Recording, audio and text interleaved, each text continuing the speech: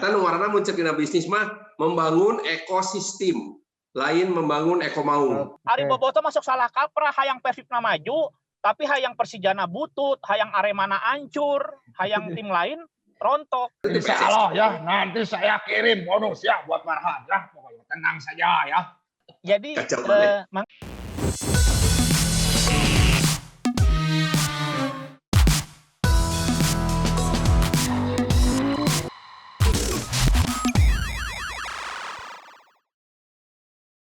kan sekarang era digital ya, bahkan uang juga udah beredar uang digital nih.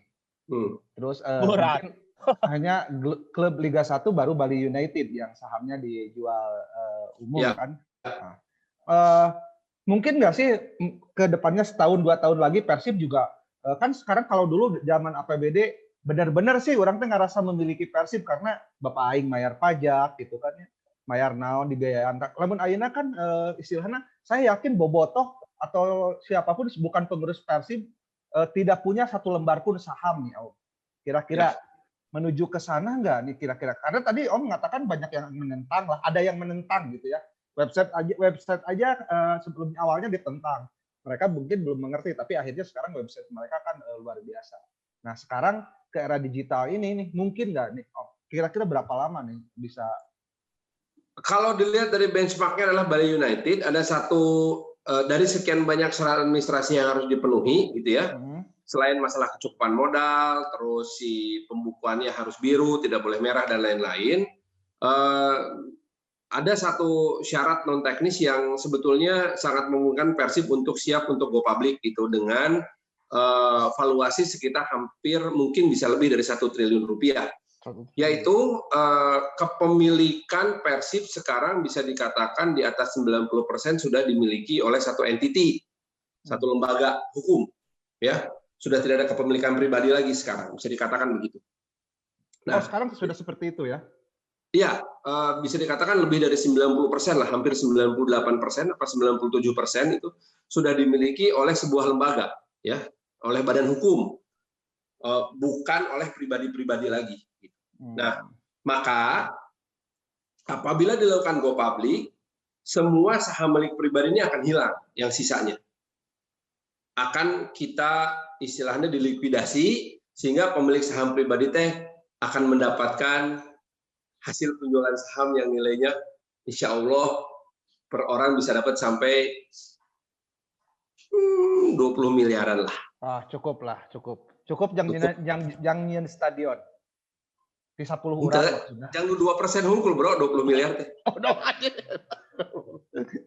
Oke, seperti itu. Jangan 2% hungkul 20 miliar Pak. Enggak sih gitu. Nah, semuanya akan dilempar ke publik. Nanti publik akan membeli atau memberikan valuasi senilai 1 triliun rupiah.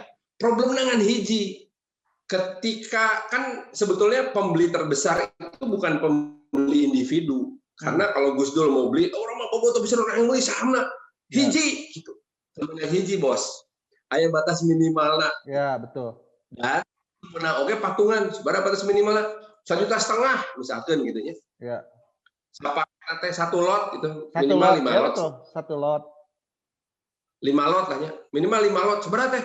1,5 juta. Teboga patungan yuk. Patungan atas nama 5 orang. Temenang oke. Kudu atas nama individu 1 orang. Gitu. Dan harus punya rekening dana nasabah di bank-bank yang telah ditunjuk. Jadi secara administrasi memang nantinya ya pada awal kita akan melakukan IPO itu atau initial public offering atau go public itu pasti pembeli terbesarnya adalah korporasi, perusahaan. Perusahaan naon wae anu rek bakal meuli gede teh. Satu, perusahaan-perusahaan dana pensiun. Dana pensiun PLN, dana pensiun perhutani. Wah, itu pasti besar sekali. Mereka akan membelinya.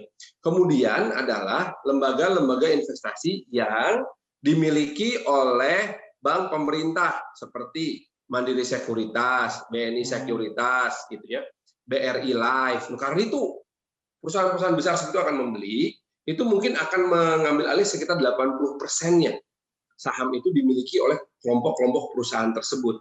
20%-nya mungkin bisa dimiliki oleh individu, karena individu sekuat-kuatnya individu keluar uang untuk beli saham, nggak akan lebih dari 100 miliar. per orang. Sabeunghar-beunghar orang Indonesia atas nama pribadi. Karena kalau lebih dari atas nama pribadi boga saham 100 miliar, maka akan diuudag oleh Dirjen Pajak. Dicurigai, menang duit di mana pribadi boga 100 miliar anjir itu. Nah, jadi secara individu kita akan bisa memiliki paling maksimum 20%, 80%-nya oleh korporasi gitu. Nah, tinggal akhirnya masalah timing. Sekarang timingnya buruk sekali. 2018-nya si Bali United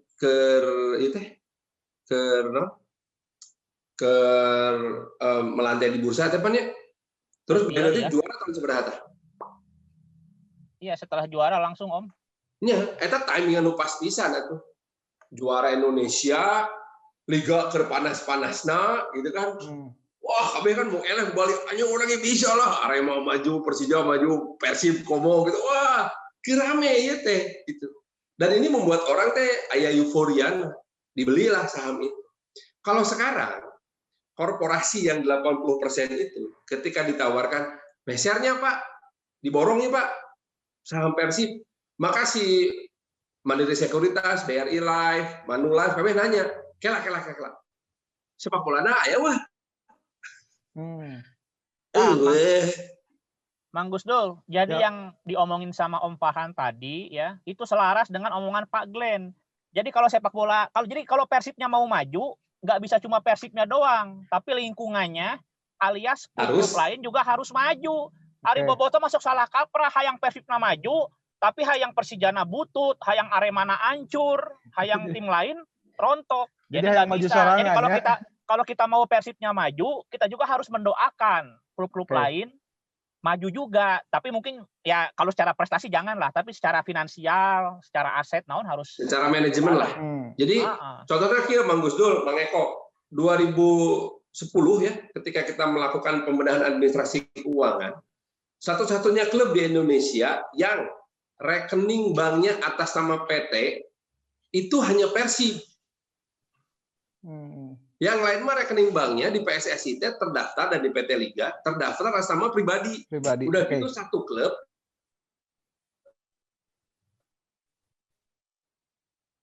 bisa beberapa rekening bank atasnya sama PT sama PSSI. Gusdul FC mah cenah. Lamun misalkan aya sponsor dikirimna ka si Udin. Tapi lamun menang pertandingan, fee pertandingan kasih Umar. Gitu. Aya jatah-jatahna pengurus teh. Jadi ketika 2010 kita nguruskan tagihan segala macam itu sampai bisa dapat 2,5 miliar dari hak siar waktu itu 2010 teh karena rekening kita mah tunggal we PT PBB.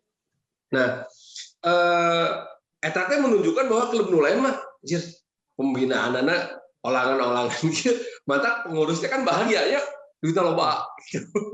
Terus gitu si pengurusnya bilang ini, oke, ini klub saya ini butuh dana, ini pakai uang saya pribadi, ceker. Hey. Duitnya gimana bro? Gitu. Ternyata di Insya Allah ya, nanti saya kirim bonus ya buat Farhan ya. Pokoknya tenang saja ya. Tah, matakna. Jadi makanya kemarin saya sempat selek sama klub-klub internal, mereka mah nggak tahu proses itunya, taunya pas Persibna keur terpuruk tiarap KB, pas geus aya hasilna karek. Wah, itu secara historis kami itulah tenan naon getang lahnya. Oke. Ini kan sama satu lagi punten.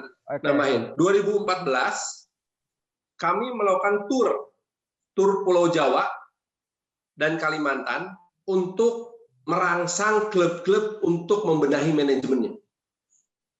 Termasuk Palembang mereka. Karena Palembang nggak mulai ditinggalkan ban ku Sriwijaya. Alex Nurdin. Pak Gubernur teh. Alex Nurdin. Pak Alex Nurdin saya tinggalkan. Nah, sebelum Om Farhan lanjutkan Om, Sriwijaya nih sebelum Om Farhan lanjutkan ya. Sriwijaya ini parah. Dulu waktu diwajibkan badan hukum, semuanya PT, Sriwijaya mah yayasan. Setelah ditegur baru dia PT. Jadi mentalitas ngaruh ya. Dengan sponsor pondok pesantren. Iya. Jadi ya. Jadi kita tur dari Palembang terus sampai ke Samarinda. untuk mengajak orang, ayo beresan yuk beresan yuk. Mana yang perlu naon. Kabeh rata-rata bilang kami perlu modal. Terus kita gini, oke, kita akan datangkan investor, tapi syarat administrasinya kieu, memenuhi. Gitu, bos. Mantak bener cek Eko tadi bahwa ketika kita akan maju, maka lingkungan orangnya kudu dimajukeun. Eta nu ngaranna mun ceuk dina bisnis mah membangun ekosistem, lain membangun eko mau.